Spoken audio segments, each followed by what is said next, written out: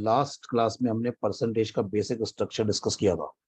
तो मैं थोड़ा आपको रिवाइज करा देता हूँ परसेंटेज क्या होता है। ये बात हुई, थोड़ा मैं लिख देता हूँ जिससे आपको एक बार रिवीजन हो जाएगा, फिर आगे बढ़ेंगे। परसेंटेज का मतलब होता है पर 100। तो कहीं लिखा है 5%, इसका मतलब है 5/100 या 5/100 या फिर 1/20 बोल सकते हैं। कहीं लिखा है 10%, इसका मतलब है 1/10 या 10/100। इसके बाद बात हुई थी आपसे A% ऑफ B। तो इसको मैथमेटिकली कैसे लिखेंगे? A/100 × B। A/100 पार्ट किसका? B का। फिर इसके बाद आपसे बात हुई थी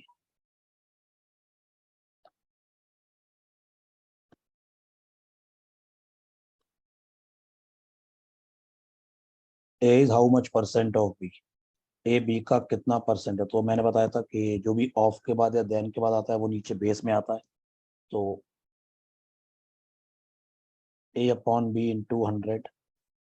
A B का कितना परसेंट है? A/B × 100। अगर आपसे पूछेंगे कि B इज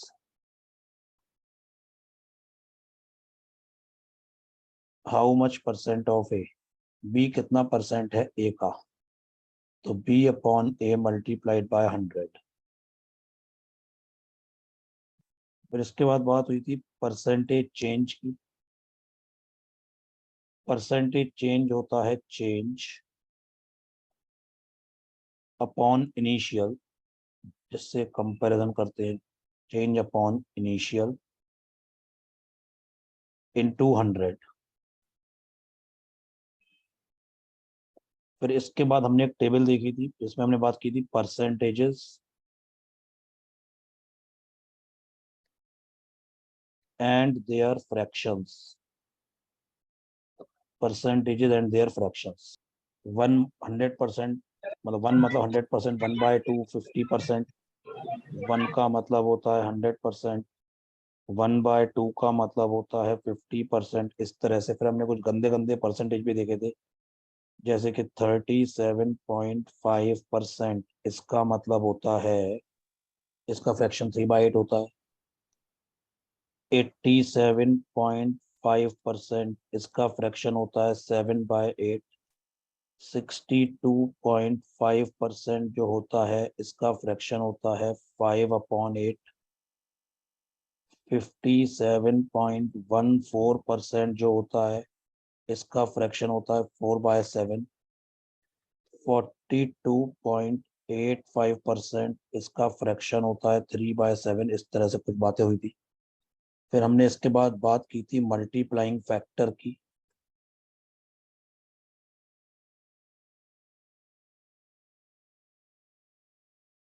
मल्टीप्लाइंग फैक्टर की बात हुई थी, जैसे अगर A 25% बढ़ जाता है, मतलब A इंक्रीज बाय 25%, तो यानी A की जो नई वैल्यू होगी वो हो जाएगी 1.25A या फिर 5/4A। तो मतलब 25% 1/4 होता है। तो मल्टीप्लाइंग फैक्टर इंक्रीज हो गया तो 1 में 1/4 ऐड कर दीजिए, 1 में 1/4 ऐड कर दीजिए, 5/4 आ जाएगा। इंक्रीज इसलिए प्लस है। जैसे अगर A डिक्रीज बाय 30%, 30% क्या होता है 3/10, डिक्रीज हो गया तो 1 - 3/10, ये हो जाएगा 7/10। तो मल्टीप्लाइंग फैक्टर उसके अंदर 7/10। तो फिर आगे चलते हैं। ये वाला क्वेश्चन करिए पहले। क्वेश्चन नंबर 8 सबको करना है। देखिए 75 स्टूडेंट्स एनरोल्ड हुए, तो उसमें से 12% क्वालिफाई नहीं कर पाए।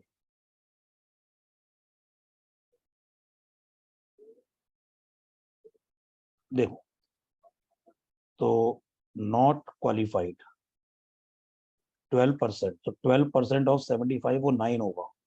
तो 9 लोग क्वालिफाई नहीं कर पाए, तो जो लोग क्वालिफाई कर गए वो कितने होंगे? 66। मतलब 66 लोग क्वालिफाई कर गए एग्जाम के लिए, ये 9 लोगों की अटेंडेंस कम थी। अब जो लोग क्वालिफाई कर गए हैं उसमें से 9.09% एब्सेंट हो गए, इसमें से 9.09% एब्सेंट हो जाएंगे, तो 9.09% ये होता है 1/11। तो 1/11 ऑफ 66 मतलब 6, ये लोग एब्सेंट हो गए। तो 66 में से 66 लोग अगर एग्जाम में एब्सेंट हो गए तो प्रेजेंट कितने हुए हैं 60, यानी कि 60 लोगों ने एग्जाम लिखा है।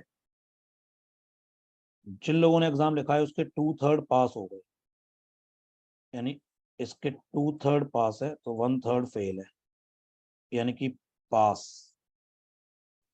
2/3 ऑफ 60 मतलब 40, 60 का 2/3 होगा 40, तो फेल कितने हो गए 20। अब 75% of those who pass secured first class. अब जो लोग पास हुए हैं ये भी दो तरह के लोग हैं, जो फर्स्ट क्लास लेकर आए और जिनके 60% से अब आए। फर्स्ट क्लास जो लाए हैं वो 75% है, 75% ऑफ 40 जो कि हो गया है 30। तो 30 लोग फर्स्ट क्लास में पास हुए हैं, यानी कि 10 लोग पास तो होंगे लेकिन less than first class.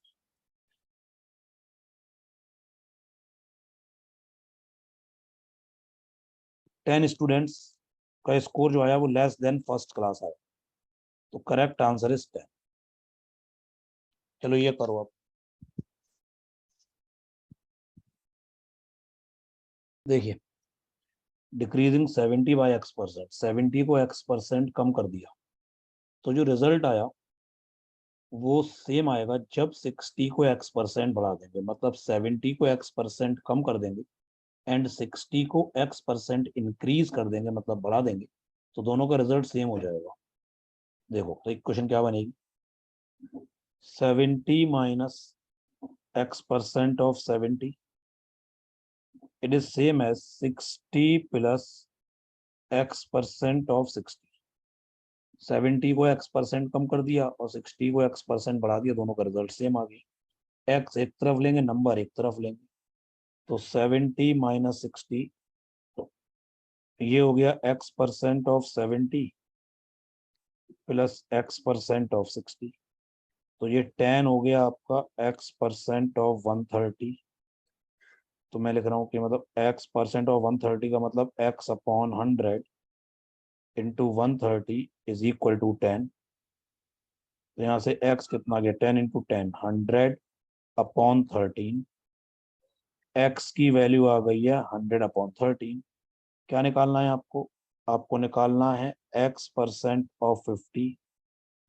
x% of 50 निकालने के लिए x/100 मल्टीप्लाइड बाय 50, तो ये हो गया x/2। आपको x/2 बताना है, क्योंकि x% ऑफ 50 मतलब x/2, तो अगर x आपके पास आ गया तो x/2 अपने आप आ जाएगा। x/2 इसका हाफ हो जाएगा, मतलब 50/13 हो जाएगा, और 50/13 मतलब 3 पॉइंट समथिंग, तो एक ही अपना 3.84। Correct answer is 3.84। ये बताओ चलो, देखिए करते हैं। ये question as it is state में आ चुका है।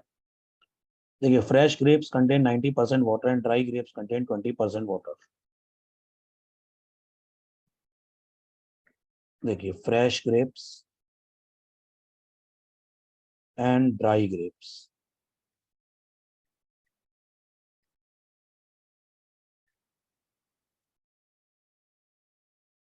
फ्रेश ग्रेप्स में वाटर कंटेंट कितना है, 90%। तो 10% क्या होगा, पल्प। जब फ्रेश ग्रेप्स में 90% वाटर है तो 10% क्या होगा, पल्प, मतलब प्रॉपर ग्रेप्स, गूदा जैसे कहते हैं। ड्राई ग्रेप्स में वाटर कितना है, 20%, तो पल्प कितना होगा, 80%। अब 20 kg फ्रेश ग्रेप्स है, आप मार्केट से 20 kg फ्रेश ग्रेप्स लेकर आ गए, तो आपने ला के रख दिए, थोड़ी देर में वो सूख जाएंगे, उसमें से कुछ पानी उड़ जाएगा, तो वो ड्राई ग्रेप्स बन जाएंगे। तो ये पूछा है कि 20 kg फ्रेश ग्रेप्स से ड्राई ग्रेप्स कितने बनेंगे। तो मैंने मान ली let x kg dry obtained from 20 kg fresh. मेरे को x बताना है। मैंने लेट x kg मान लिया कि लेट सपोज कि 20 kg फ्रेश ग्रेप्स को जब आप रख देंगे तो ड्राई बन जाएंगे वो, तो ड्राई ग्रेप्स x kg मिलेंगे। तो अब फ्रेश ग्रेप्स में और ड्राई ग्रेप्स में पल्प तो इक्वल होगा ना, पानी ही तो उड़ेगा। फ्रेश से कोई चीज ड्राई कैसे बनेगी, जब पानी उड़ जाएगा, तो पल्प तो दोनों में इक्वल होगा। तो ड्राई ग्रेप्स में पल्प कितना है 80%, तो 80% ऑफ एक्स ये ड्राई ग्रेप में पल्प हो गया। और फ्रेश ग्रेप्स में पल्प कितना है 10%, it is equal to 10% of 20। ये दोनों पल्प है। ये वाला पल्प जो है ये फ्रेश, ये वाला पल्प ड्राई ग्रेप्स का पल्प, और ये फ्रेश ग्रेप्स का पल्प है। पल्प तो दोनों में इक्वल ही होगा। 4/5x it is 2, 20, 10% of 20 is 2। तो यहाँ से x हो गया है 10/4, 2.5। तो करेक्ट आंसर इज 2.5 kg। तो अगर आप मार्केट से 20 kg फ्रेश ग्रेप्स लेकर आएंगे, तो उससे ड्राई ग्रेप्स कितने मिलेंगे 2.5 kg।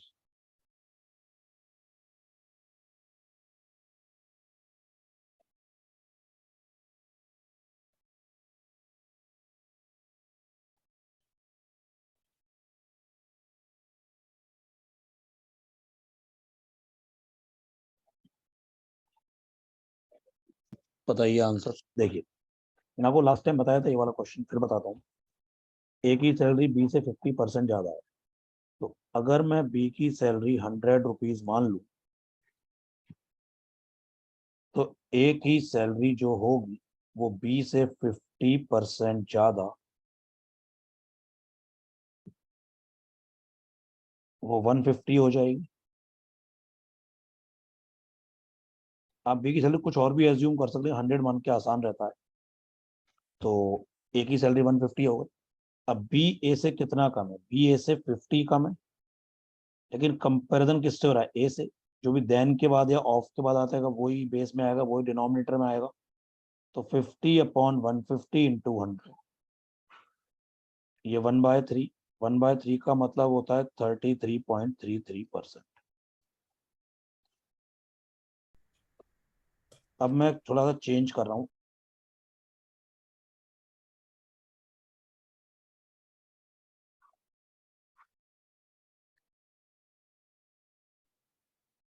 ए की सैलरी बी से 28.56% ज्यादा है। Same question, find B salary is how much percent less than A. अब बताइए।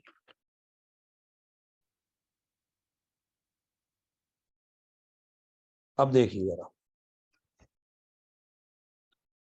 अब जब भी देखो यहाँ पे, तो देखो मैंने तभी ये पहला क्वेश्चन इरेज नहीं करा है। यहाँ पे नंबर 50% ईजी था, लेकिन यहाँ नंबर थोड़ा सा टफ है। अब 100 मान के उतना भला नहीं होगा, आंसर तो आएगा लेकिन दिक्कत से आएगा। देखो जैसे अगर आप बी की सैलरी मानते हैं 100 रुपए, तो इस केस में ए की जो सैलरी हो जाएगी वो बी से 28.56% ज्यादा, यानी कि 128.56 हो गई। ए की सैलरी 128.56 हो। तो अब देखिए ये थोड़ा टफ हो गया, क्यों? क्योंकि अब बी ए से कितना परसेंट कम है, तो 100 128.56 से कितना कम है 28.56, लेकिन बेस चेंज हो गया अपॉन 128.56 इंटू 100, ये आंसर आएगा। या तो ये सॉल्व करो, लेकिन ये सॉल्व करना कोई नहीं चाहे। इससे पहले तो नंबर आसान था 50%, तो ये सॉल्व हो गया। अब तो जब भी परसेंटेज गंदे हो उसकी ट्रिक समझो, तो ये ऐसे तो नहीं करेंगे। अब हम उस टेबल का यूज करेंगे जो टेबल और फ्रैक्शन आपको मैंने समझाए थे। मैंने आपको बताया था 28.56%, ये 2/7 होगा। क्यों होगा? क्योंकि 1/7 जो होता है ये 14.28% होता है। तो 14.28% का डबल ही तो है 28.56, तो ये 2/7 हो गया। अब मैं जो कह रहा हूं उसको ध्यान से सुनना, मैं 2-3 बार रिपीट करूंगा। अब आप बी की सैलरी ना 7 रुपए मान लो, जो भी ये बेस हुआ था ना उसको मान लिया था, क्योंकि 7 का 28.56% 2 ही होगा। मतलब जो भी ये डिनोमिनेटर है उसका जो ये परसेंटेज लिखा है लेफ्ट हैंड साइड वही होता है जो न्यूमरेटर होता है। जैसे यहाँ पे 7 का 14.28% 1 होगा, जैसे 50% 1/2 होता है। तो ये डिनोमिनेटर 2 है, 2 का 50% 1 होगा, हाफ, 2 का आधा 1 होगा। 1/4 25% होता है, तो 4 का 25% ये वाला 1 होगा। तो डिनोमिनेटर का जो परसेंटेज गिवन होता है वो न्यूमरेटर ही होता है। तो बी की सैलरी आप 7 मान लो, तो ए की सैलरी 7 में 2 ऐड कर दो, जो ऊपर 2 है ना वो 7 में ऐड कर दो, ए की सैलरी 9 हो। जैसे अगर आपको 2/7 पार्ट ऑफ 7 निकालना है, बी की सैलरी में 7 मानी, तो ए की सैलरी बी से 2/7 ज्यादा है। 2/7 कितना होगा? 2/7 हो गया। तो ए की सैलरी बी से 2 ज्यादा है ना, तो 9 हो गई। तो ये भी मत करो आप, तो ये मत निकालो, आप तो डायरेक्ट 7 ले लो, और ए की सैलरी ज्यादा है बी से, तो ऊपर जो न्यूमरेटर है ना 7 में वही 2 ऐड कर दो। तो अगर मैं बी की सैलरी 7 मानता हूँ तो ए की सैलरी 9 हो गई। तो अब बी की सैलरी ए से कितना कम है? 2 रुपए। तो 2/9 इंटू 100। 1/9 क्या होता है? 11.11। मैंने उस टेबल बताई थी आपको। 1/9 11.11%। तो 2/9 कितना होगा? 22.22%। तो इसका मतलब करेक्ट आंसर है 22.22%। तो अगर ए की सैलरी बी से 28.56% ज्यादा है, तो बी की सैलरी ए से 22.22% कम है। तो जब भी ये परसेंटेजेस गंदे हो, जैसे 28.56 या 42.85, कुछ भी उल्टा सीधा परसेंटेज हो, तो इनिशियल 100 मत मानो, उसका जो फ्रैक्शन होता है उसमें जो न्यूमरेटर है वो मानो, उसमें सॉरी उसमें जो डिनोमिनेटर है वो मानो, तो चीजें आसान हो जाए।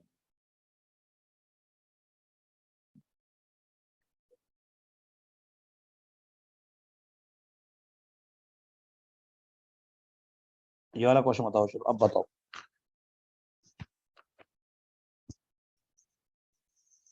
देखिए, अब एक ही सैलरी बी से 37.5% ज्यादा है।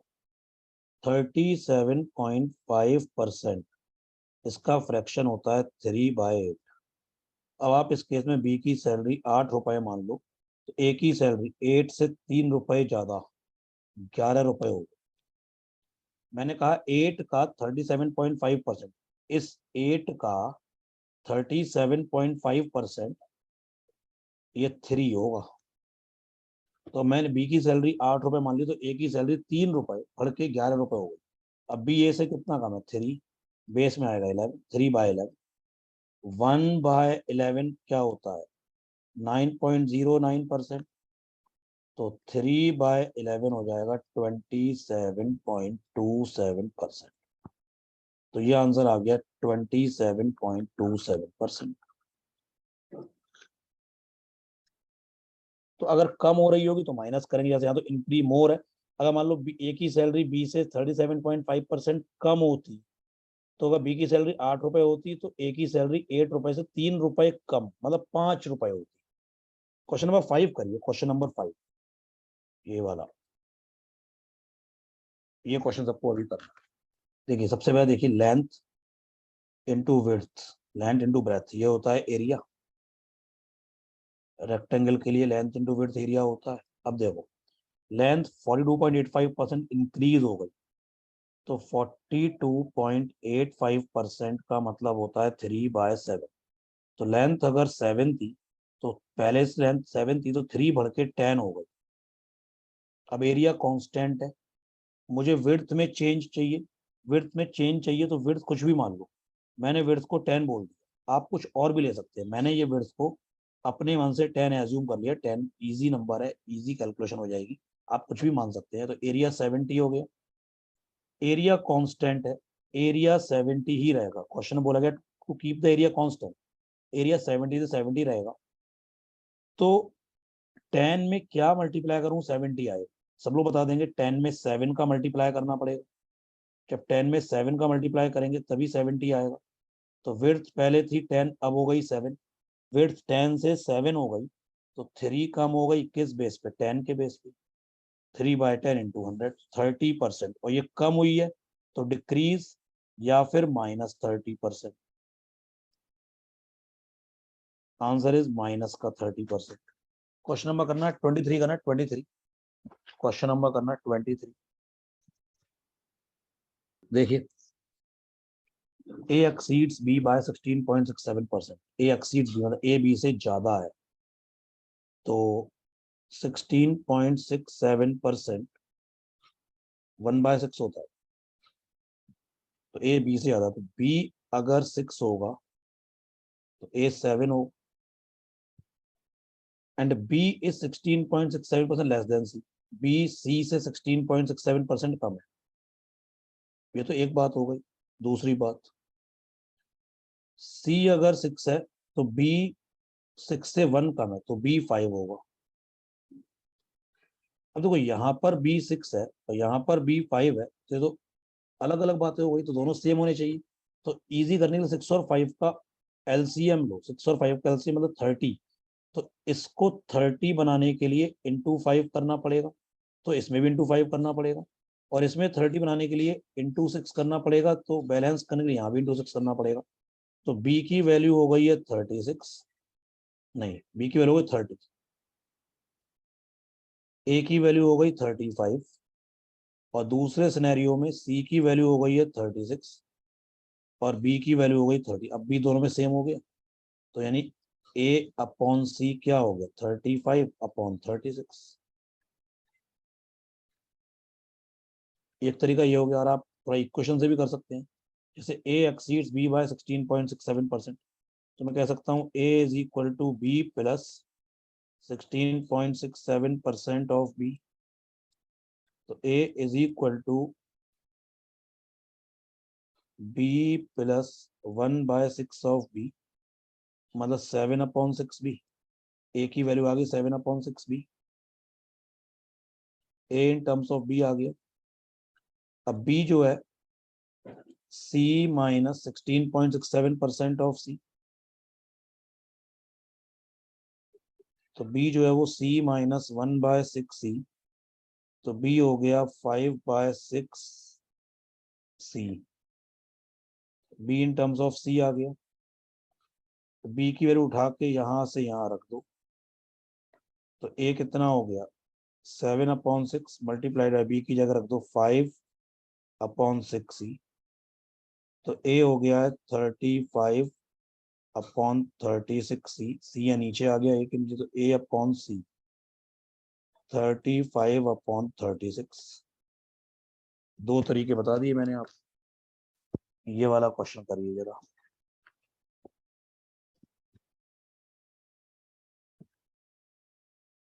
देखिए, सबसे पहले तो प्राइस इनटू कंजम्पशन, यही एक्सपेंसेस होंगे। सिगरेट की प्राइस और जितनी वो सिगरेट एक दिन में पीता है, price into consumption is expenses. Consumption पहले से 11.11% कम हो गया, ये होता है 1/9। तो अगर कुमार पहले 9 सिगरेट पीता था, अब वो एक सिगरेट कम पिएगा, 8 सिगरेट पिएगा, तो कंजम्पशन 9 था अभी 8 हो गया। प्राइस में चेंज चाहिए, तो मैंने मान ली एक सिगरेट 10 रुपए की, मैंने अपने मन से मान लिया, आप कुछ भी मान सकते। तो अगर 10 रुपए की एक सिगरेट है और डेली 9 सिगरेट कंज्यूम करता है कुमार, तो सिगरेट पे खर्चा 90 रुपीज का होगा। अब उसके एक्सपेंसेस 33.3% इंक्रीज हो गए, 33.33 होता है 1/3। तो पहले एक्सपेंसेस थे 90, अब एक्सपेंसेस 90 से 33.33 मतलब 1/3, 90 का 1/3, 30 रुपए, 30 रुपए बढ़ गए, तो एक्सपेंसेस 120 हो गए। 90 का 1/3 कितना होगा 30, तो 30 रुपए बढ़ गए, तो अब वो एक्सपेंसिव सिगरेट पे 120 कर रहा है। तो 8 में क्या मल्टीप्लाई करूं, 8 में क्या मल्टीप्लाई करूं ताकि 120 आ जाए, 15। इसका मतलब प्राइस ऑफ सिगरेट 15 रुपए हो गई। तो पहले प्राइस थी 10 रुपए, अब प्राइस है 15 रुपए। कोई चीज 10 रुपए से 15 रुपए हो गई, 50% बढ़ गई। कैसे 5 रुपए बढ़ गई, किस पे, 10 के बेस पे, 5/10 इंटू 100। Answer is 50%। तो प्राइस ऑफ सिगरेट कितना बढ़ गया, 50%।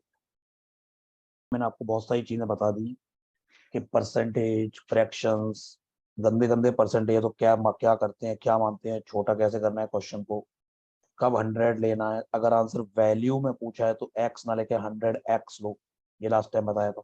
तो ये सारी चीजें अब आपको इसकी प्रैक्टिस करनी है।